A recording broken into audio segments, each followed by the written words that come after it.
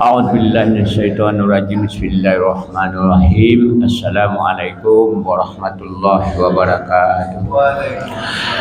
Alhamdulillahirabbil alamin. Bersyukur kepada Allah Subhanahu wa taala yang mana pada pagi yang berbahagia ini kita sudah melaksanakan sholat subuh fardu berjamaah. Mudah-mudahan sholat kita diterima oleh Allah Subhanahu wa taala. Kemudian salawat serta salam tak lupa kita kirim kepada Nabi besar kita Muhammad sallallahu alaihi wasallam dengan mengucapkan Allahumma shalli ala sayyidina Muhammad wa ala ali sayyidina Muhammad. Mudah-mudahan kita mendapat syafaat dan pertolongan di kiamat nanti. Dan kemudian Allah berkenan kita yang hadir ini dimasukkannya ke dalam surganya Allah Subhanahu wa taala. Tidak berpanjang mukadimah, kami ucapkan kepada Bapak Dr. Wahidin telah hadir di hadapan kita akan memberikan tausiah pagi hari ini. Mudah-mudahan nanti apa yang beliau sampaikan kita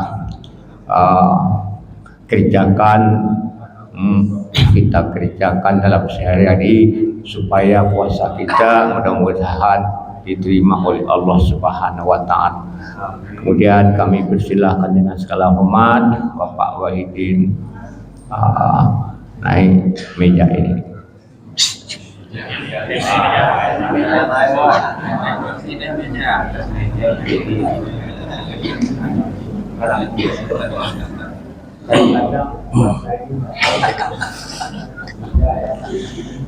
Assalamualaikum warahmatullahi wabarakatuh. Waalaikumsalam warahmatullahi wabarakatuh. Alhamdulillahirabbil alamin alladzi anzalal qur'an hudan lin-nasi wa bayyinatin minal huda wal furqan. Asyhadu an la ilaha illa syarika lahu wa asyhadu anna Muhammadan abduhu wa rasuluhu la nabiyya ba'dahu. Qala Allah Ta'ala fi kitabil karim. A'udzu billahi minasyaitonir rajim. Bismillahirrahmanirrahim. Ya ayyuhalladzina amanu kutiba alaikumus syiyam kama kutiba alal ladzina min qablikum la'allakum tattaqun. Shadaqallahul azim. Bapak pengurus masjid yang saya hormati, Bapak Imam, Bapak Ibu-ibu yang hadir pada kesempatan kali ini. Pertama sekali, marilah kita tetap bersyukur kepada Allah SWT yang telah memberikan rahmat dan hidayahnya pada kita semua, sehingga pada subuh Sabtu ini kita masih diberi kekuatan iman, kekuatan jasmani dan rohani. Mudah-mudahan bisa kita pergunakan dengan sebaik mungkin. Salawat dan salam marilah kita sanjungkan kepada baginda Rasulullah SAW dengan ucapan Allahumma sholli ala Sayyidina Muhammad wa ala ali Sayyidina Muhammad. Bapak dan ibu-ibu yang berbahagia, alhamdulillah untuk subuh hari ini ya saya lihat kiri kanan tidak ada yang berubah. Artinya alhamdulillah Allah masih panjangkan umur kita. Berapa banyak kita di lingkungan atau di lingkungan ini, Masjid Muttaqin ini, orang-orang yang sudah dijemput oleh Allah SWT. Salah satu orang tua kita Pak Timbul katanya, yang kedua Pak Rajab, ada lagi Pak? Banyak lagi? Ya banyak lagi berarti. Jadi kalau udah banyak juga hati-hatilah kita. Artinya kita tidak tahu kapan kita akan dijemput. Salah satunya kita wajib syukuri Allah masih kita beri umur panjang seperti ini. Walaupun agak miring-miring jalan, mungkin agak payah ke masjid ini, tapi kita bersyukur. Kalau Bapak Ibu tidak percaya, duduklah di dekat kuburan. Mulai dari zaman Nabi Adam sampai zaman kita sekarang, semua orang kuburan itu minta balik lagi. Mau yang beriman, apalagi yang tidak beriman, apalagi yang ragu-ragu, apalagi yang tak mau ke masjid. Itu semuanya minta balik. Allah ungkapkan, walau taro izil mujrimuna nakisu ru'usim inda rabbihim rabbana absarna wa sami'na farji'na. Balikkan aku ya Allah lagi, supaya aku menjadi orang soleh dari yakin. Jadi orang-orang yang sudah jim, orang-orang yang sudah meninggal dunia ini, dia minta balik lagi. Jadi jangan diharap, jangan kita anggap sepele. Jadi kita untuk hari ini bersyukur, syukur sekali kita. Masih Allah beri nikmat kesehatan, Allah beri kekuatan untuk ke masjid. Saya dari dekat rumah tuh, Jalan Harapan, dari Masjid At-Taubah, itu tadi jam 5 kurang 10 menit kalau tak salah. Itu bergerak di rumah. Karena subuh jam 5 lewat 5 atau 6. Jadi agak santai. Itu yang ke masjid saya temui baru 3 orang. Lepas itu sampai ke Baitul Amal. Baitul Amal baru 2 orang. Pagi jam mau subuh itu. Lepas itu lewat mutar dekat sini nih. Itu anak-anak ada 15 orang. Anak-anak kecil, yang entah pergi sholat, entah pergi main, yang jelas anak-anak nampaknya. Baru kemari. Ini kita masih bersyukur, Allah berikan kesempatan, Allah beri taufik, Allah beri rahmat, kita masih sanggup ke musola ini. Kenapa? Karena berapa banyak ini Gharib Al-Bayan sampai sekarang belum sadar, ketabrak kemarin hari Jumat. Itu terus saya baca juga di grup MDI, Ustaz-Ustaz MDI, itu Ustaz Nurdin SHG juga ditabrak, entah mau pergi ceramah, entah pulang ceramah, yang pakai Honda. Sekarang juga belum sadar. Jadi kita bersyukur kepada Allah, hari ini kita masih mampu, hari ini kita masih kuat, hari ini kita masih diberi oleh Allah untuk kita cintai masjidnya Allah ini. Tidak ada tempat yang paling indah, tidak ada tempat yang paling berkah kecuali masjidnya Allah ini. Dan masjidnya Allah ini juga jangan kita nggak mau keluar dari masjid. Artinya jangan dimutakin terus. Karena kalau di sini nanti kita terus, kata orang macam katak dalam tempurung.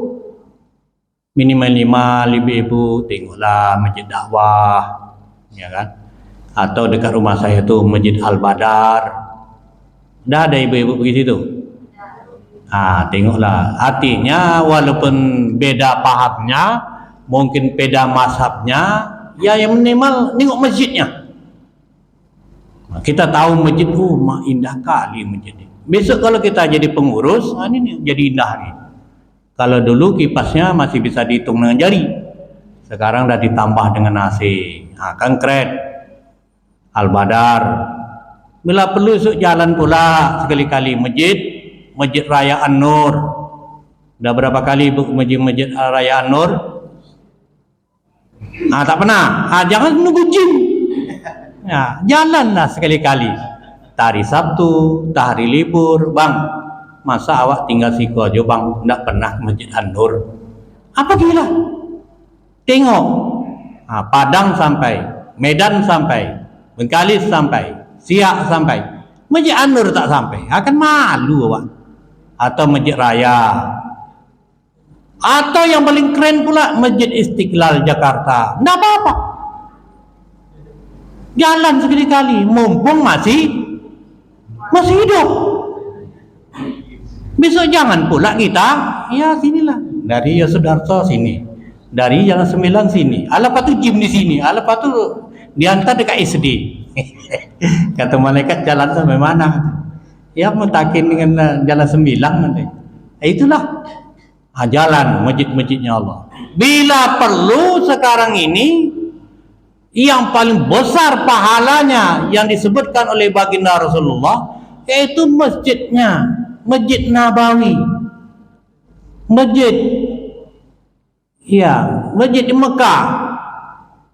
Saya alhamdulillah baru balik kemarin, itu rasanya nggak terasa balik haji, baru semalam 2023 nih. Sebetulnya nggak ada niat dulu mau haji, karena jatah giliran saya ini 2024. Tapi ditelepon oleh KUH Rumbai kita, Ustadz, kalau ada rezeki lunasilah untuk keberangkatan haji. Insya Allah Ustadz berangkat. Banyak yang masih kurang katanya. Saya kemarin sedang ngajar, ada kawan, Pak Wedin, ya, orang fakultas sedang bagi-bagi duit. Mak, sedap juga nih. Duit apa? Pokoknya datanglah ke fakultas. Kesannya di fakultas itu orang ngasih utang. Berapa kita mau? Mau 500 juta?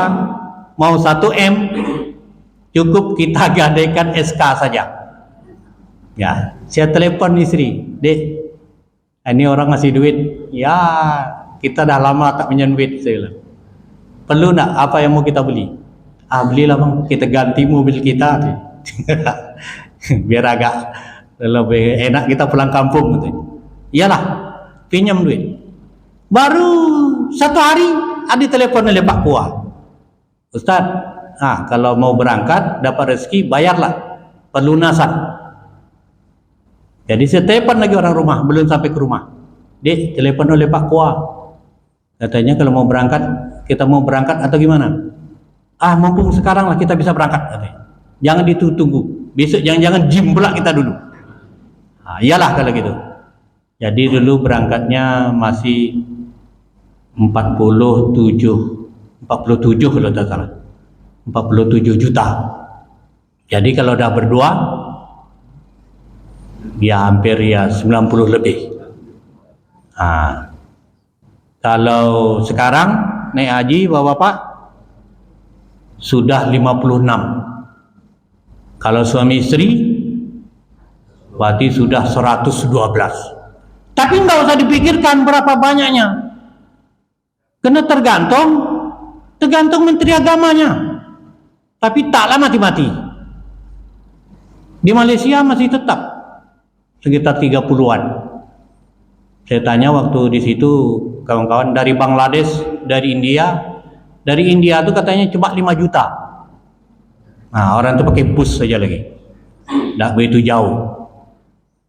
Jadi kalau sempat kita ke Masjidil Haram, ke Masjidil Nabi, ini orang berbondong-bondong, orang-orang berduit itu dia udah tahu. Macam model-model lawak nih Pak, makan berapalah kekuatan kita? Makan kambing, tengsi pula. Makan rendang, istri saya malam pertama kemarin masak rendang. Alhamdulillah cuma sekilo. Alhamdulillah sampai sekarang belum juga habis. Asik dipanas-panas. Kenapa? Ya siapa yang mau makan? Nah ini, jadi kalau kita diberi oleh Allah rezeki, jangan lupa berangkatlah.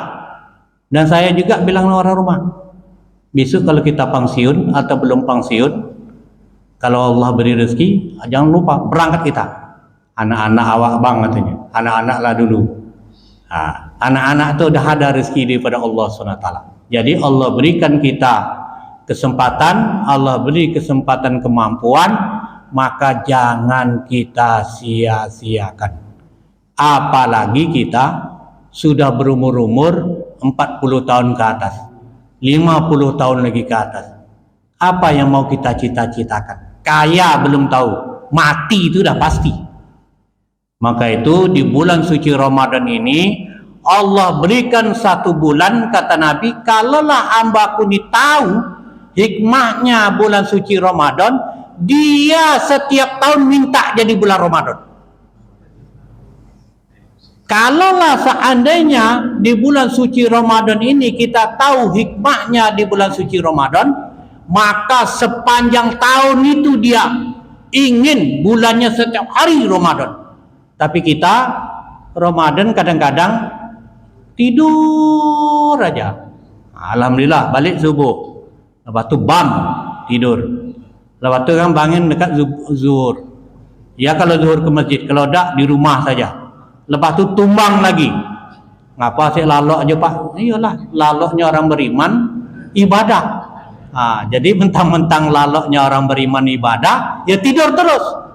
Itu kata Imam Ghazali dalam kitabnya itu bahwa di Aliyah Ulumuddin itu dikatakan bahwa umat Islam yang berpuasa ini ada 3 macam. Yang pertama namanya golongan awam.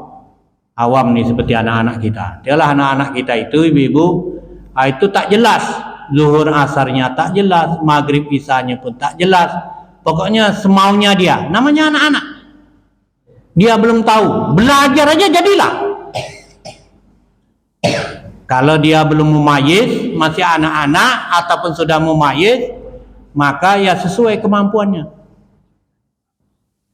Yang kedua, hawas. Orang hawas ini lebih meningkat. Ya, kadang-kadang ke masjid, kadang-kadang tidak, kadang-kadang berjamaah, kadang-kadang tidak, kadang-kadang baca Quran, kadang-kadang tidak, kadang-kadang berimpak, kadang-kadang tidak. Ini masjid kita. Nah, ini Pak, alhamdulillah udah mulai banyak. Nah, tapi jangan ngendur. Nah, ya kan? Inilah Ramadan. Kenapa dilatih Nabi? Kalau kamu beribadah di bulan Rajab, itu cuma dihitung 70 pahala. Satu ibadah dihitung 70. Kalau di bulan Sa'ban, itu dihitung dengan 100 pahala. Tapi kalau bulan Ramadan ini, semua ibadah kita dihitung dengan 1000 pahala. Kalau di Masjid Al-Muttaqin ini kita sholat, ini dihitung kita sholat yaitu 27 kali 1000. Kalau di masjid. Kalau kita misalnya sholat di Masjid Agung An-Nur, itu naik lagi 1000. Karena itu masjid untuk provinsi.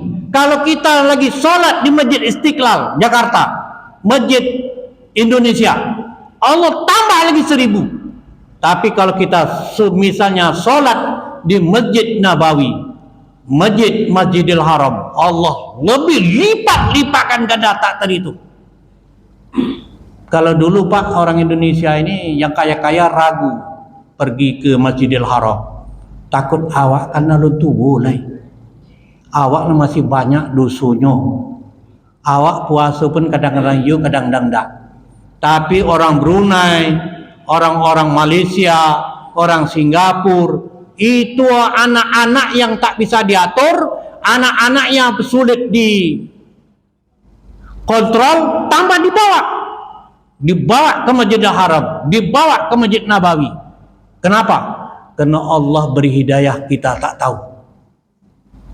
Apakah di umur yang tua, apakah masih anak-anak, kita tak tahu.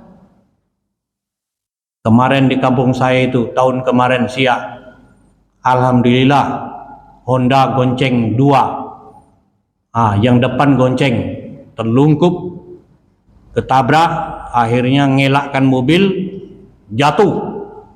Sekalian di depan, langsung matanya keluar.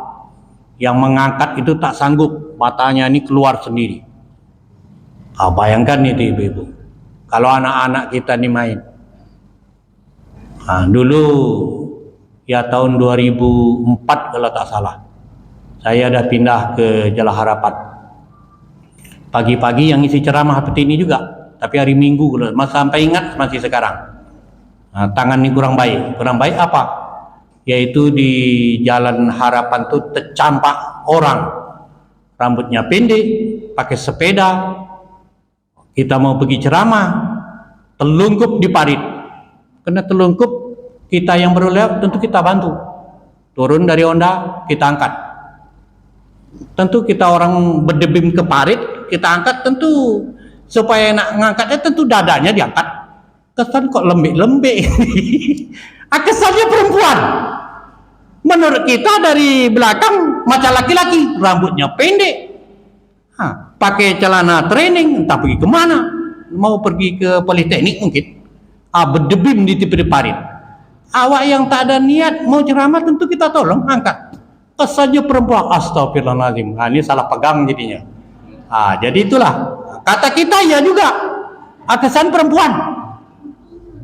Semalam pagi hari Kamis, hari Jumat, dosen kan wajib absen. Pegawai negeri semuanya wajib absen, walaupun tak ngajar.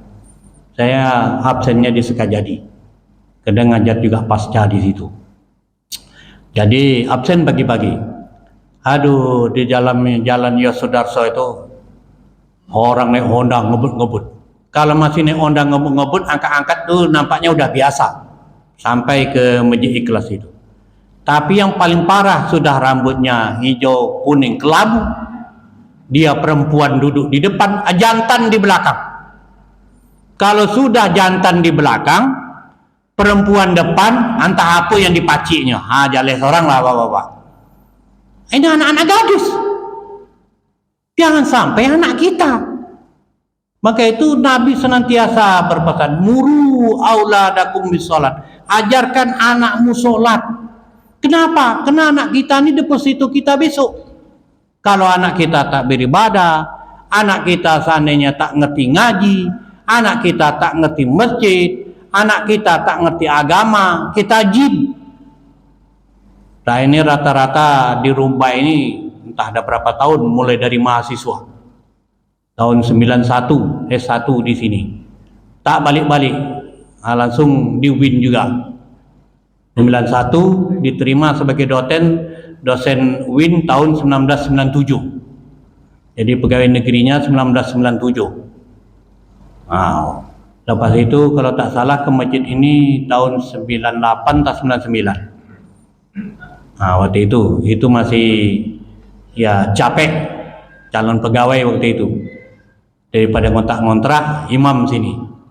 Tahun 2000 istri terima pula sebagai pegawai di Kabupaten Siak. Itulah baru pindah dari sini tuh. Sebetulnya enak juga. Dia kan pray, apalagi Ramadan.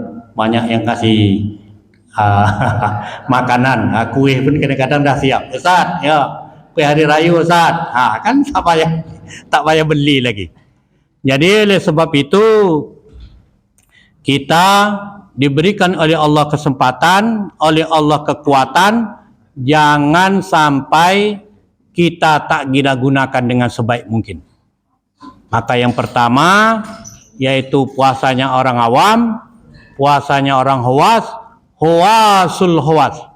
Maka Imam Ghazali juga membagi kelompok kita ini ada 4 macam. Pertama muslim, mukmin, mukhlasin, muttaqin. La'allakum tattaqun. Kalau muslim, kullu muslimin yad'ulul jannah ila aba, kata Nabi. Tiap-tiap umat Islam ini dia pasti masuk surga. Kita ini enggak usah ragu Bapak Ibu. Dia pasti masuk surga. Illa aba, yang enggan masuk. Kita ini dah pasti masuk surga. Kalau kita tak murtad, kalau kita tak kafir, tetap kita masuk surga. Inna lillahi wa inna ilaihi rajiun. Ahli mufassirin mengatakan inna lillahi, kita datang dari Allah. Itu semua lahir itu, anak-anak yang lahir itu semuanya suci. Maka itu bapak emak kita kalau anak meninggal dunia masih bayi, itu tabungannya udah pasti dia masuk surga. Kenapa? Belum pandai berbohong, belum pandai menyilok, belum pandai memengak, pasti anak kecil itu masuk surga. Inna lillahi, kita datang daripada Allah dalam keadaan suci, besok balik juga wajib suci. Kalau kita tidak suci, Allah sudah siapkan surga dan neraka. Dicuci dulu dalam neraka. Di dalam surat Sajadah itu Bapak Ibu baca, 1 hari di akhirat sama dengan 1000 tahun hitungan kita di muka bumi ini. 1 hari di akhirat sama dengan 1000 tahun. Kalau sempat kita masuk 7 hari, jangan dianggap sepele. 1 hari aja sama dengan 1000 tahun. Jadi kalau kita tak betul-betul ibadah, jangankan kita ibu-ibu, Imam Syafi'i dalam kitabnya Al-Um itu disebutkan, itu di bulan suci Ramadan ini dia sampai 60 kali hatam Quran. Imam Syafi'i orang yang alim, orang yang warok, orang yang zuhud, orangnya yang keilmuan, umur 12 tahun sudah hafal Quran 30 juz. Itu dia di bulan suci Ramadan ini bisa 60 kali. Itu pun waktu meninggal ragu, aku ini diterima oleh Allah atau tidak, aku ini masuk surga atau tidak, atau aku matinya gimana. Masih dia mikirkan. Orang yang ribuan tak terhitung amal ibadahnya, tapi masih apa? Kenapa? Karena waktu nyawa sampai ke tenggorokan, itu setan terus senantiasa mengotak-atik kita, terus menghasut kita supaya kita mati dalam keadaan kafir. Begitu juga muridnya Imam Syafi'i, Imam Hambali, waktu dia mau meninggal dunia, jangan. Dah mau mati itu jangan. Disebut dengan anaknya, wahai Imam Hambali, apa kau ayah? Mengapa kau katakan jangan? Kenapa?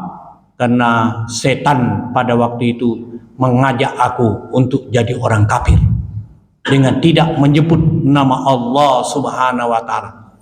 Sehingga di dalam hadis, lakinu mautakum la ilaha illallah daholal jannah. Jadi ciri salah satu orang husnul khotimah itu apabila di akhir hayatnya dia mau meninggal dunia mengucapkan la ilaha illallah atau Allah. Ada juga asyhadu an la ilaha illallah daholal jannah, pasti masuk surga. Maka itu nggak usah kita ragu. Kalau Bapak Ibu yang sudah biasa menunaikan ibadah haji, ya kan, Masjidil Haram, Masjidil Aqsa ataupun Masjidil Nabawi, ya sholatnya nggak ada baca doa kita, Bismillah disirkan. Kenapa? Karena setiap lepas sholat di Masjidil Haram ataupun di Masjid Aqsa, di Masjid Nabawi itu pasti ada orang meninggal dunia. Ya paling minimal 3 orang, 10 orang, banyak. Teman-teman saya waktu jamaah haji itu 2 orang meninggal dunia, yang diimpus pun tak terhitung. Setiap waktu zuhur ada meninggal, asar ada meninggal, maghrib ada meninggal, isya ada meninggal, subuh ada meninggal, dikejarkan. Termasuk teman saya juga, yaitu Ustadz Hazwir MAG, dosen WIN juga. Itu meninggalnya di Masjid Nabawi. Ya, dia sehat, badannya gemuk, setiap hari ceria. Adin, olah makan. Karena orang kita kampat, alhamdulillah bang, olah. Kalau enggak, belah sarapan. Biasanya ngajak sarapan dia ke kantin. Lepas itu dia menunaikan umroh dengan anak istrinya, termasuk dengan teman saya dosen juga. Kesannya sakit. Selama ini saya lihat badannya sehat. Kesannya gulanya sampai 500 lebih. Masih Singapura, kata dokter Singapura, nggak usahlah berangkat lagi. Tapi dia tak mau, tetap mau berangkat. Hanya berangkat. Kesannya dia umroh beberapa kali, walaupun dia umroh, dia bisa mengumrohkan dirinya, mengumrohkan orang tuanya. Tapi sampai di Masjid Nabawi ditahan karena dia sakit. Istrinya hari Minggu pagi mau balik ke Pekanbaru, kesannya hari Senin paginya mau berangkat pulang ke Pekanbaru, malam Seninnya tuh meninggal dunia. Ya nggak bisa dibawa, langsung dikebumikan. Kalau di sana meninggal, dikebumikan di tanah suci. Jadi oleh sebab itu Bapak Ibu yang berbahagia, Allah beri kesempatan di bulan suci Ramadan ini, jangan masjid kita yang indah ini ya kita tinggalkan. Nah ini alhamdulillah, ya masih senior, orang-orang tua kita masih ada. Nah, kemarin malam tadi saya ceramah di Baitul Ma'mur, malam semalam di Masjid Sukrot, Jalan Nelayan. Nah, itu bapak-bapaknya dulunya ramai. Masjidnya lebih kecil inilah sedih, besar ini sedikit. Itu udah saya tengok tinggal sedikit. Padahal masih malam keempat. Anak-anak entah 4 orang, entah 5 orang. Dapat saya kok. Saya tanya, Pak, ngapa semakin hari baru malam keempat? Kok udah tak begitu banyak? Ya Ustaz, banyak yang pindah ya Jo, banyak yang menggalih ya Jo, banyak yang berjalan ya Jo. Jadi memang salah satunya kita masih bersyukur kepada Allah SWT sampai malam ke-30. Kalau yang tidak balik kampung, yang masih di Pekanbaru, maka isilah masjid ini, datangi. Kalaulah kamu tahu fahala salat berjamaah itu, kata Nabi, sambil merangkak pun kamu pasti akan dalam.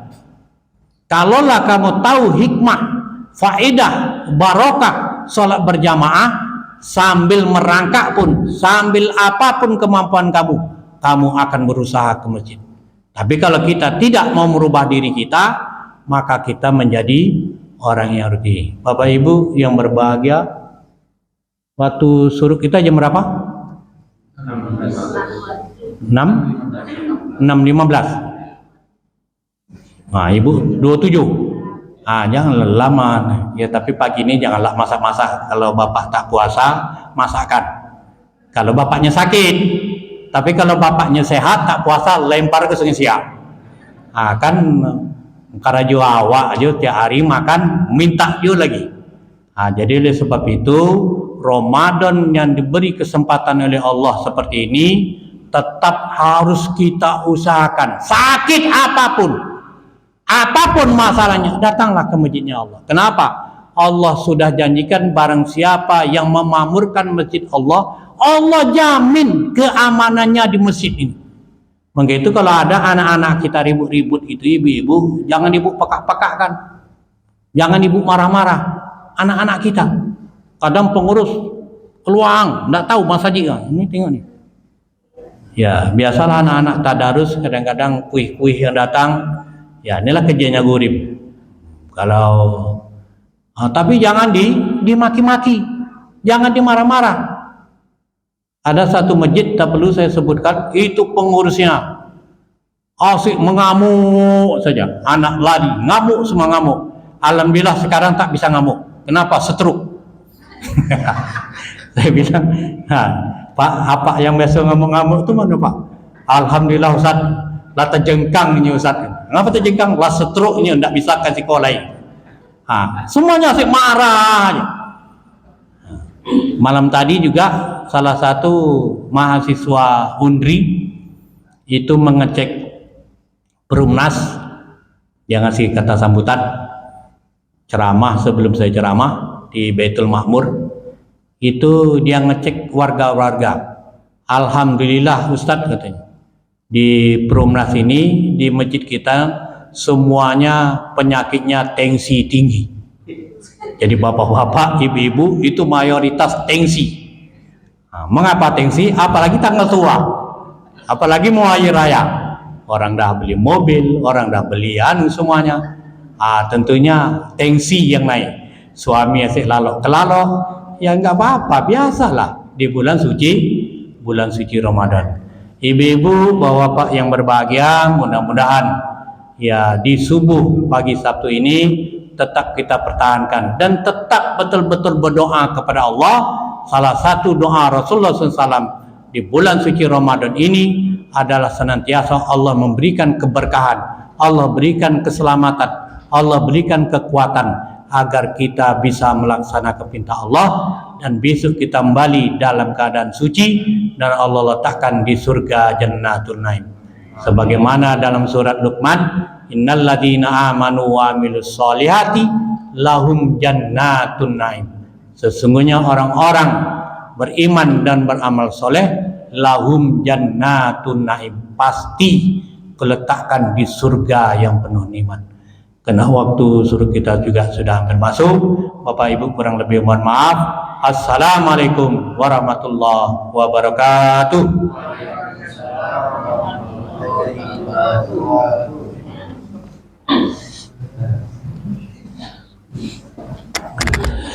Terima kasih kepada Pak Ustaz Wahidin yang telah memberikan ceramah tausiah subuh sudah panjang lebar beliau menyampaikan pada kita. Mudah-mudahan mari kita ambil hikmahnya. Yang pertama sekali, yang penting sekali, kita mari selama bulan puasa, sudah bulan puasa, kita ramaikan masjid Allah ini, karena masjid ini untuk membakar dosa kita, ya kan Pak Ustadz, membakar dosa-dosa kita. Jadi jangan kita lengah sampai akhir Ramadan, apalagi ya umurnya sudah asar ini. Kita ini udah asar Pak, udah 65, udah asar, udah maghrib ini. Jadi betul-betul kita betul-betul semangat, hati kita dibukakan oleh Allah. Ya Allah, bukalah hati ini untuk dekat ke masjid, karena masjid ini yang akan mengampuni atau ibadah kita hanya kepada Allah Subhanahu wa taala. Mungkin hanya itu saja yang bisa kami sampaikan subuh ini. Kurang lebih atau kekurangan saya dalam menyampaikan sebagai protokol, saya mohon maaf. Wabillahi taufiq wa hidayah. Ihdinas siratal mustaqim.